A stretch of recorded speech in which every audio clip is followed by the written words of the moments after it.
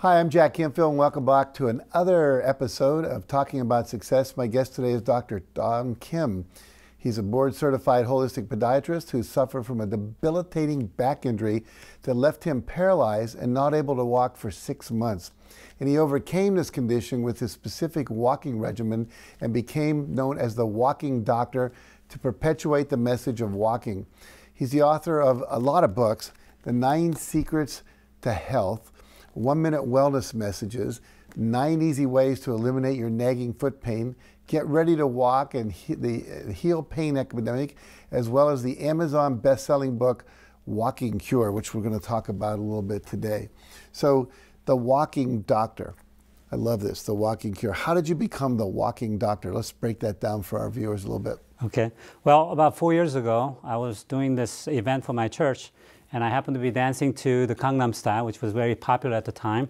And I went out and started dancing to it, and then all the kids came up and started dancing with me, kept chanting Gangnam Style. I ended up dancing 2 hours of Gangnam Style. As you know, Gangnam Style is a very hard horse dance for 4 minutes and 16 seconds. Imagine doing that for a whole 2 hours.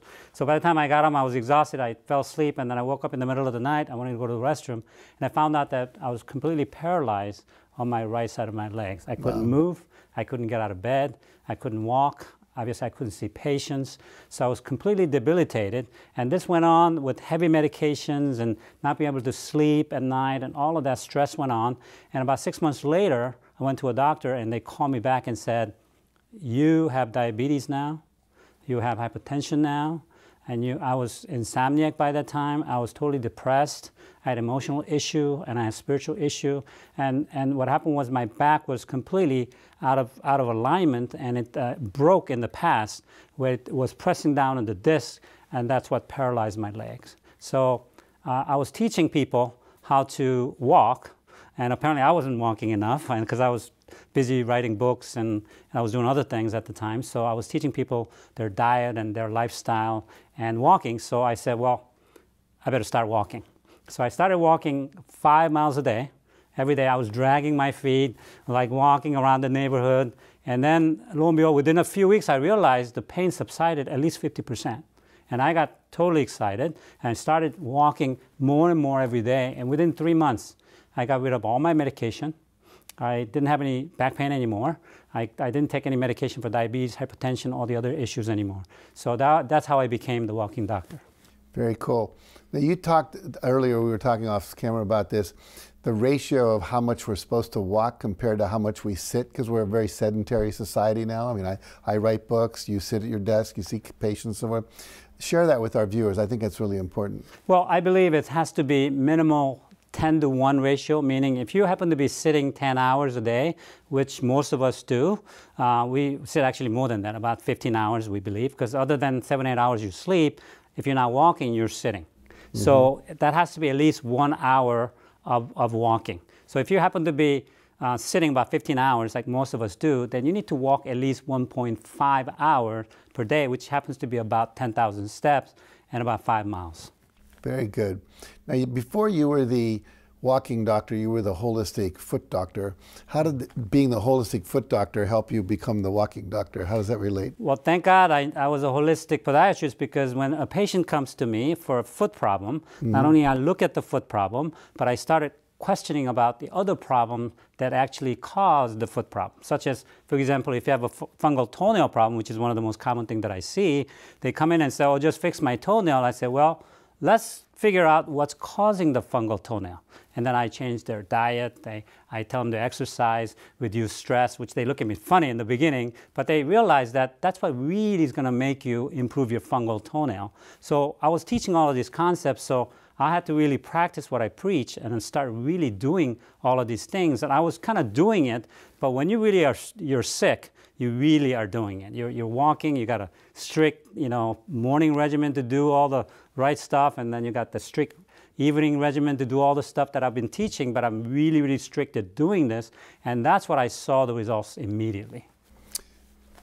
How many people do you see that have fungal toenails? I'm just curious. I see about 40 patients a day, at least 15 to 20 patients a day. About half of what I see every day is fungal toenail. Okay, so I have a fungal toenail. Oh, you do? So I'm asking you that because I'm curious. So I'm not asking you to be my doctor for 30 seconds here, but like diet change, what would you recommend to someone who has fungal toenail? Fungus loves sugar. In fact, it's like a Pac-Man. I tell my patients, it's like when a sugar goes into your system, your fungus goes in there, start eating it like a Pac-Man. So if you leave a loaf of bread on a table for a week, what happens? Yeah. Yeast. Yes. That stuff, that yeast, is on your nail. That's not a good thing. So when you carry that around everywhere you go, it starts getting into your bloodstream and go to the rest of the body, especially in your gut. When you have this, it's a very dangerous situation because it can cause all kinds of problems.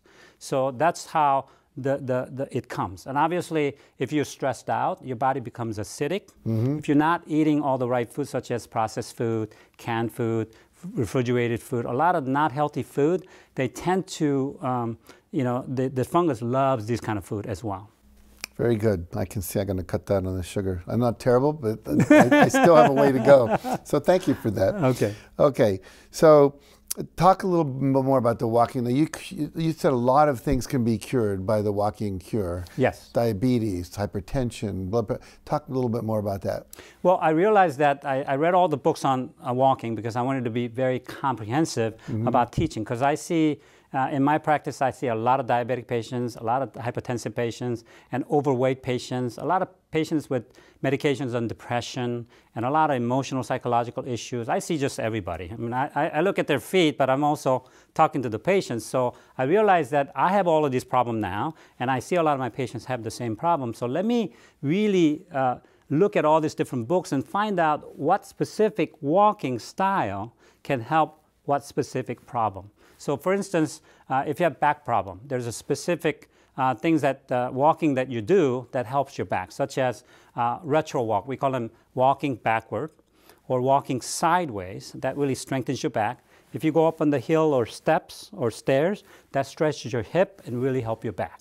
So, and then if you got diabetes, you really need to work on your muscles. So I recommend either using a pole or any kind of light weight to really increase your muscle movement, and that really seems to get the sugar going to your cells. So every situation or medical problem you have, there's a specific walking regimen you can do to improve that specific problem.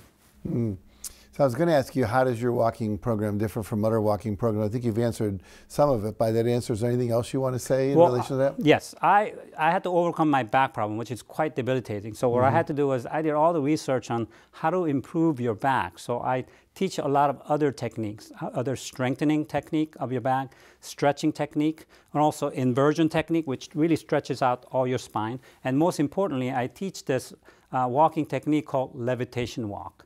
Basically, I got this idea from Frederick Alexander, who found the Alexander technique.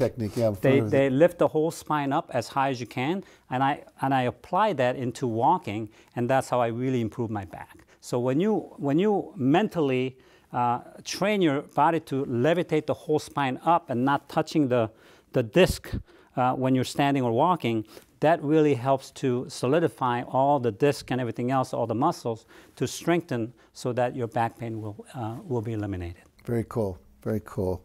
So what's the end game of the Walking Cure program? What's the outcome you're looking for, the end game?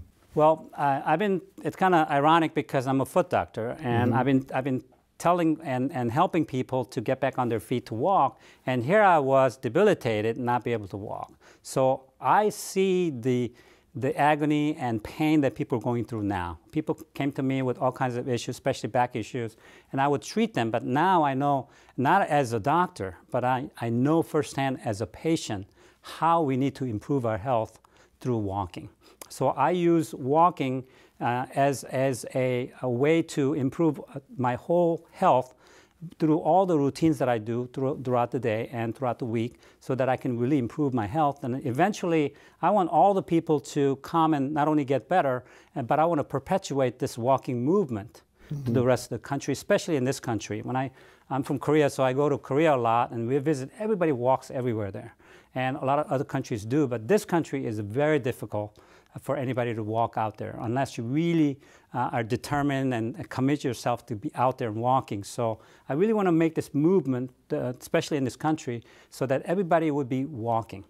And through that walking ratio, sitting into walking ratio, everybody should be walking to improve their health. And this will really make a tremendous amount of change to our financial future of this country through the healthcare cost reduction. Sure. And everything else. It helps our family and our workforce and all the other people. So I really want to create a walking movement in this country. So if someone wants to join your walking movement or take advantage of your walking cure, where do they go? How do they reach you or your programs, your website, whatever you might have? What's the contact point for you? First, you go to walkingcure.com or donkim.com. donkim.com or walkingcure.com? Yes. Great. Well, you are a paragon of radiant health, so I trust you. And I think that if you want to get rid of some of the problems you have, you now know a walking cure is available to you. So I strongly encourage you to get in touch with Dr. Kim and also with his movement. So check out his website, check out his book, The Walking Cure. And I wish we had much more time. I want to interview you for hours, but we don't. So anyway, you guys stay tuned. We'll be back with another segment after this message.